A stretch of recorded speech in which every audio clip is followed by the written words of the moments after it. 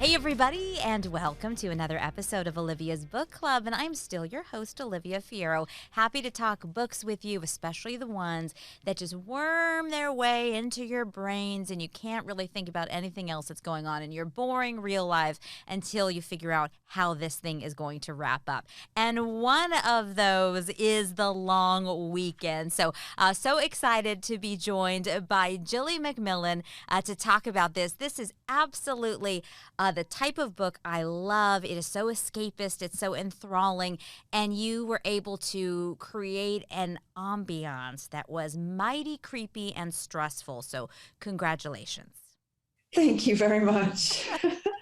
Gilly, tell me a little bit for people who have not yet been able to read this book. Obviously, you're an internationally best-selling author, so certainly listeners are going to be familiar with your previous works, but set the scene for The Long Weekend. So the long weekend is about three couples who plan a long weekend together. It turns out that only the wives can go away for the first night of this weekend. So they think, well, this is fantastic. We'll have a girls' night and we'll wait for our husbands to join us tomorrow. So off they go to a very remote part of the UK. We don't have a great deal of wilderness here, but this is a wild place. And when they arrive at this barn, it's off-grid. There's no Wi-Fi, no cell. You can't get up there with a regular vehicle. So they get dropped off by a local farmer, and there they are. They're pretty much stranded there. And they go into the barn, and on the kitchen table, there is a bottle of champagne and an envelope leaning against it. And in that envelope, there's a letter. And I'll just read that out. And it says, "Hi, ladies. Your weekend starts here. I hope you have a great time. I didn't come along because I know I'm not welcome. This is goodbye. I'm going away, but I wouldn't want you to forget me. By the time you read this, I'll have killed one of your husbands." And that's the start, the kickoff for the action in the book. It's the best. When a book starts like that, it's like, wait, boom, the mic drop already happened. Now I got to rewind and figure out what in the world is going on.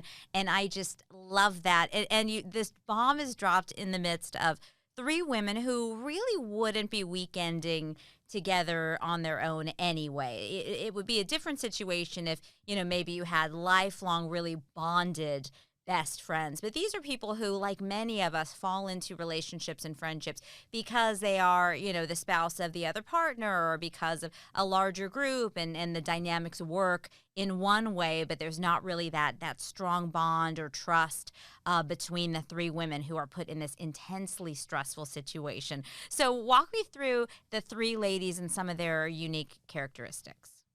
So the three ladies are Jane, Ruth, and Emily. So Jane is ex-military. She's married to an ex-military guy. She's super practical.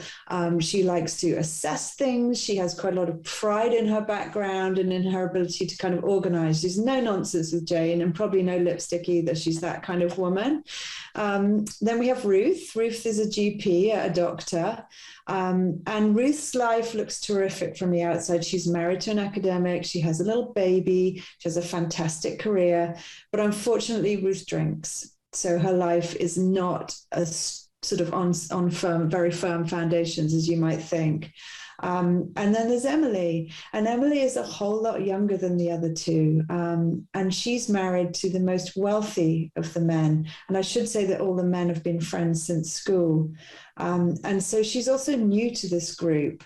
And that makes her a little bit of an outsider and also somebody who the others maybe judge a little bit just because of her youth and her prettiness and all of that. So you throw those three together and you've got what I hope is some interesting dynamics. Oh, certainly. I mean, you put Emily in the mix of this pot and it's sort of naturally, it's a very relatable dynamic of stirring up people's insecurities. And this one is pretty and shiny and wealthy and happy, it seems. And, all of these things, in love with her husband and all of those annoying characteristics that make somebody unrelatable in a good work of fiction.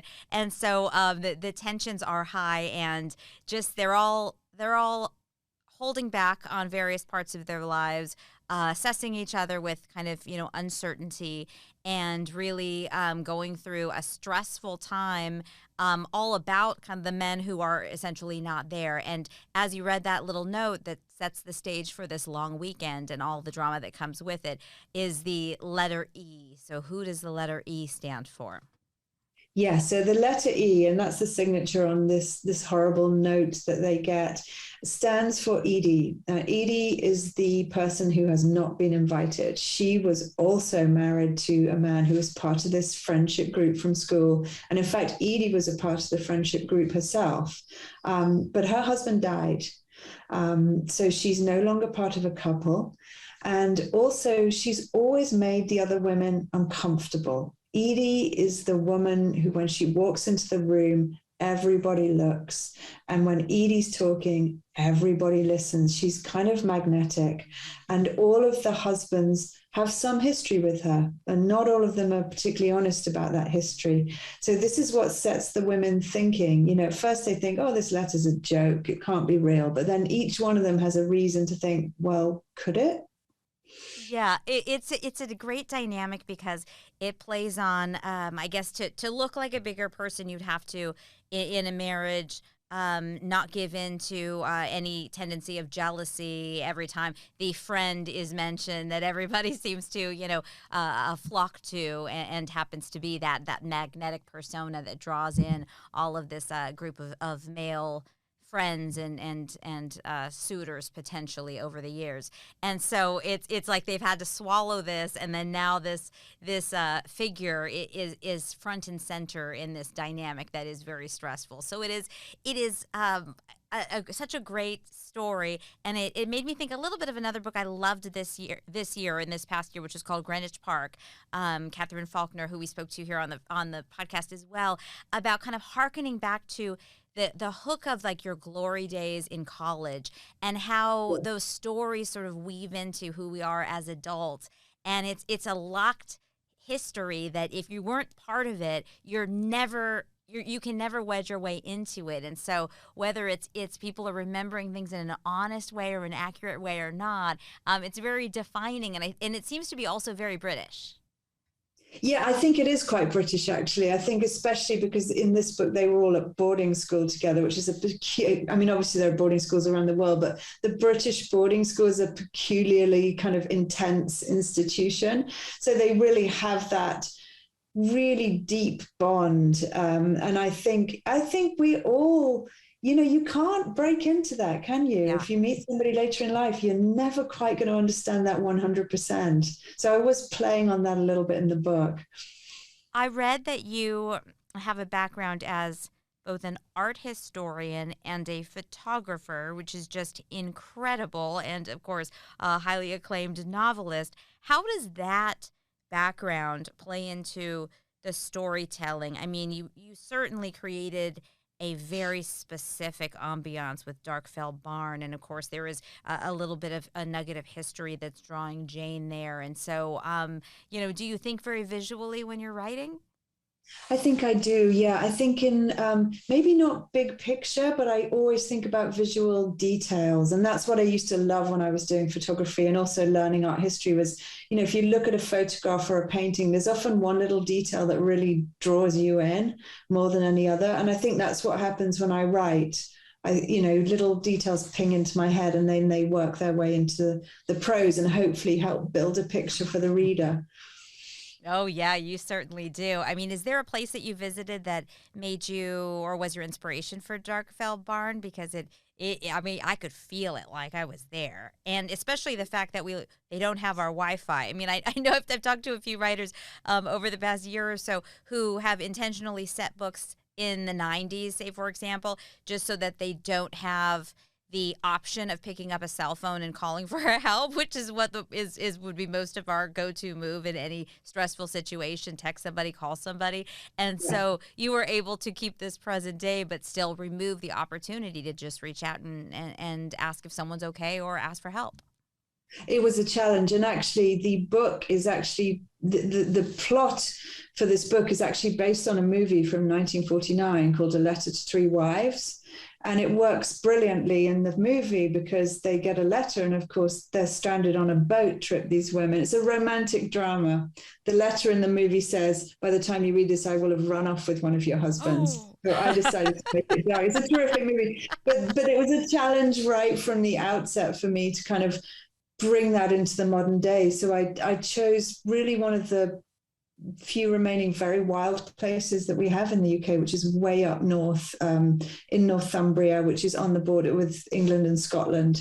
And it's beautiful and very, very wild up there. And we went up, my family went up for a weekend, and so that was the base, that kind of really inspired the setting. Very well done. Julie, tell me what your process is like a little bit when you sit down or when you're thinking about a book. Are you this seems like it would have to be the type of story that would be very well plotted out and detailed out, start to finish, to get us to where we're going, or are you flexible and going on a ride yourself? I'm super flexible. I do try, I aspire to plot, and I try to plot in advance, but I'm not very successful. So I tend to start out with a setup like this one, the three women, the letter. And then I have my characters. I usually know them before I start because they're the thing that interests me most. And then I broadly know who I want to be okay at the end of the book and who it's a bit more expendable, to put it very bluntly. And I'll just set off from there. And so what happens is I write very, very messy first drafts, and they will tend to need a huge amount of editing. But in the process of writing that first draft, I'll kind of discover the book, if that makes sense. And then the edit will then really refine that and really solidify it. So yeah, it's a kind of messy process, but it's the only one I know, really. Well, clearly it's working. Where do you like to write? How do you like to write? What is the scene for you when everything is flowing and the creative juices are right there? So I write right here in my office. I should write, I'm sitting at my desktop right now, and I should write with good posture sitting here. But what I tend to do is write on that couch behind, sort of hunched over my laptop. That's what actually happens in reality. So yeah, I come down here, I kind of shut the world away. I'll get some music on that blocks out the world, usually something that I'm not sort of tuned into the lyrics, and then I'll just get going, and I'll start reading what I wrote yesterday and start, and then I'm in a scene, and once I'm in a scene, it tends to flow. So yeah, it's great when it works.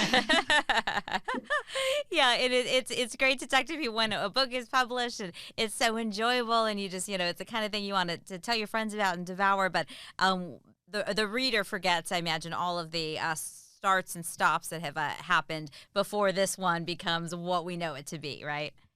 Yeah, and I think that's a good thing. That's what the reader deserves if they're going to buy your book and read it. But they don't need to see the pain, and I think any writer will tell you, and I'm sure they have told you, how many stops and starts there are, and how you get beset by doubt and all of the rest of things that afflict loads of people in their careers. Actually, writers are not that different, I don't think. Right, especially something that is a craft that takes your heart and soul and your intellect and your talent and preparation and time, and it is just it's putting something out into the world that's a piece of you. Exactly that. And that, I think it would be wrong if it didn't come with nerves, to be honest, because it might mean you're not doing your best job. Mm-hmm, right. You're not pushing yourself enough, I guess, or don't care enough, and you would never be working at this level if you didn't. I certainly always think of writers in terms of readers, because you fell in love with books or storytelling before you began to write your own stories. So what do you remember about first finding the magic in books? And at what moment did you realize that was something that you might have a gift for? So I've been reading obsessively for as long as I can remember. I just love reading. It's something I've done, 2-3 times a day. since I was a kid. And I think when books really seized me then was when they were emotional. I remember crying in books like Black Beauty and White Fang and real classics like that. And just the power of them was incredible. But strangely, I didn't dream of becoming a writer. I didn't really think of it as a viable career. And so I was doing other things. I went through the art history route. I was working in galleries. Then I was teaching photography and I was raising a family. And it wasn't until I'd quit my job because one of my kids was unwell to look after him. And he's fine now, but it was a period of my life a while ago. And he started school. He was thriving. So I thought I need to get back into the workplace. And that was when I thought, well, maybe you don't need to get back into the workplace quite yet. Like you need to, but you don't need to do it tomorrow. So I thought I'm going to give myself 6 months to see if I can write a book. And I was in my early 40s. So it was a real late kind of move for me, a career change. And that's almost the thing I'm most proud of, because I think it's important to know you can make those changes in life. Yes. The next chapter starts when you decide it does, and it hasn't been written yet, and it's full of opportunity, and all of the chapters that have come before it have made you this interesting person with all of this perspective that allows you to tell a phenomenal story. Yeah, and I think that's important very much, especially for women who maybe have come out of the workplace for a while, to go, no, you do still have a value and your voice can still be heard and you can do this. So it was a real revelation for me, actually. It was a bit of a punt and it paid off. Yes, that is fantastic. And I hope that it inspires others who are listening too, who I know that everyone who loves books has a secret little dream of trying to put pen to paper, sit down at the laptop and come up with something that someone else will enjoy someday in some form. And so, yes. We should all at least hope that those opportunities might still be available to us in whatever way. Yeah, and I would say to anybody thinking about it, just do it. Squeeze writing in any moment you have, because you never know. If I can do it, anyone can do it, Well, Gilly, thank you so much for this incredibly enjoyable book that I just absolutely loved. And I was like, ooh, and it was one of those where I was on the Kindle and my husband's like, what? I'm like, giving the whole sound effects. So it was really a lot of fun, and highly recommend for anybody who really enjoys this type of psychological thriller, because it'll get you all in. And you may be biting your nails and messing the manicure up just a little bit, which is okay. It's worthwhile. What happens next? What's the next? Is the next book already in the can, or how are you doing? I'm kind of had a few false starts with this one for the first time in my career. So I'm kind of in the early days of it, but it's exciting. I finally landed on something that I think will work. So fingers crossed, more to come soon. Fantastic. Well, by now you know to trust your instincts. So thank you so much. The new book is The Long Weekend. Gilly Macmillan, thank you. Thank you so much for having me.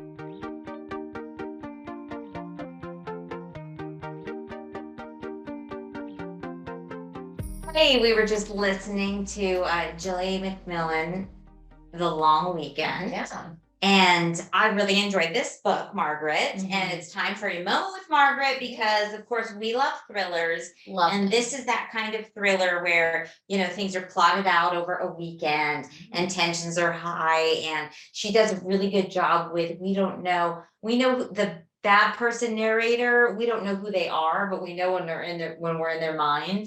And so the whole book is kind of figuring out really what's going on and how many people are bad or what. So it's very fun. It's kind of fun. It's reminiscent of the book 7.5 Deaths of Evelyn Hardcastle. Mm-hmm. That I told you about that.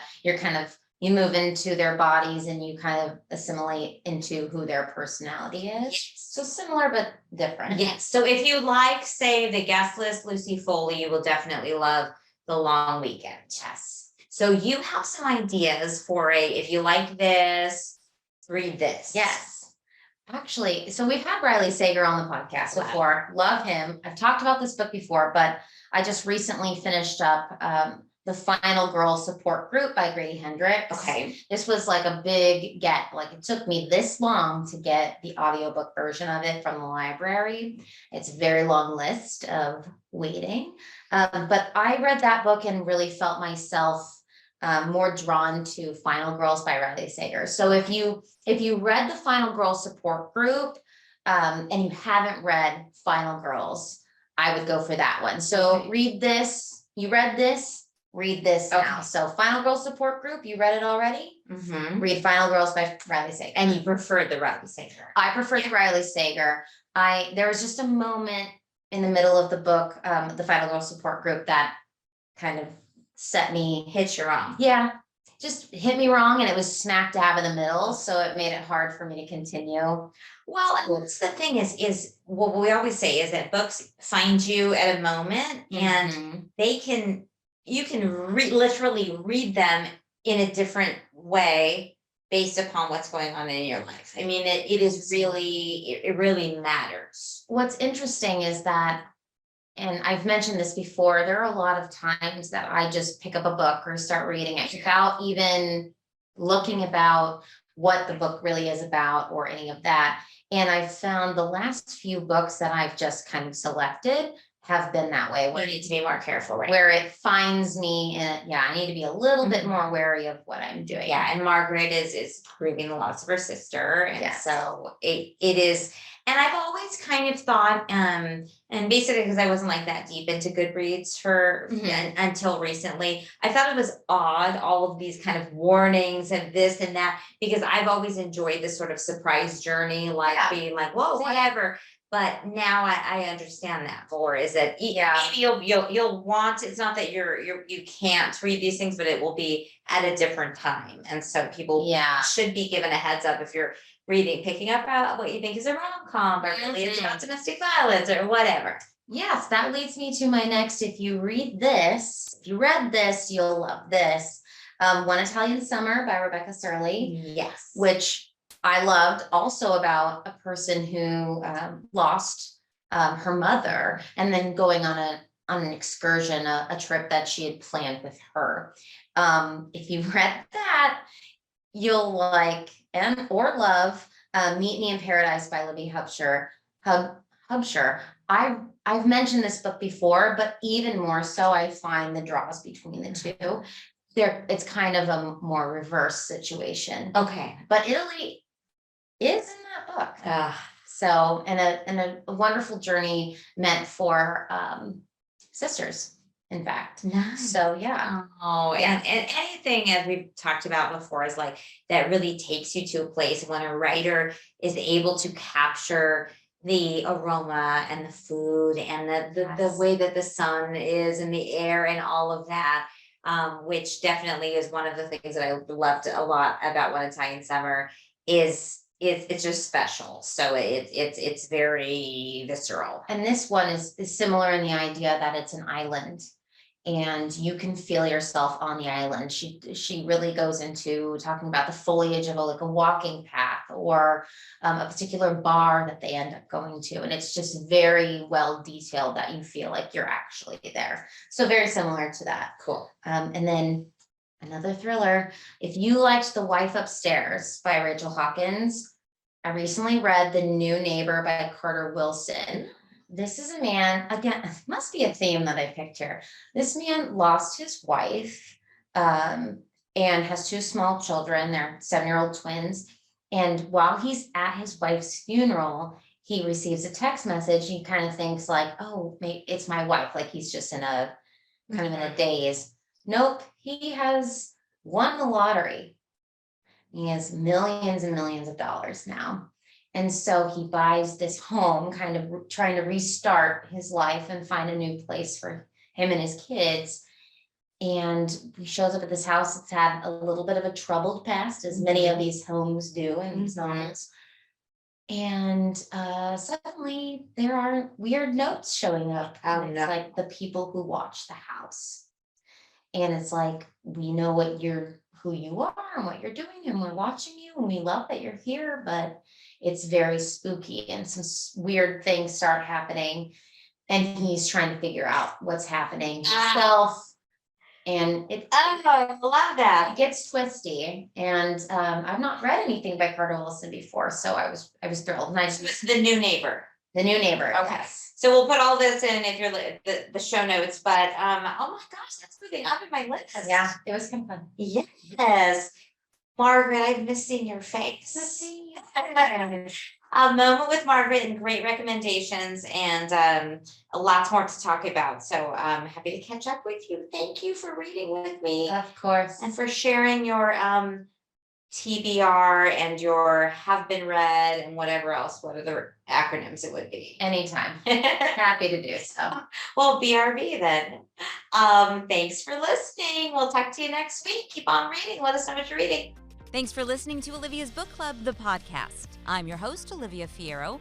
Our producer is Margaret Stewart. Our editor is Nick Sanchez. You can send us an email with your thoughts or your book recommendations. Olivia's Book Club at azfamily.com is the address.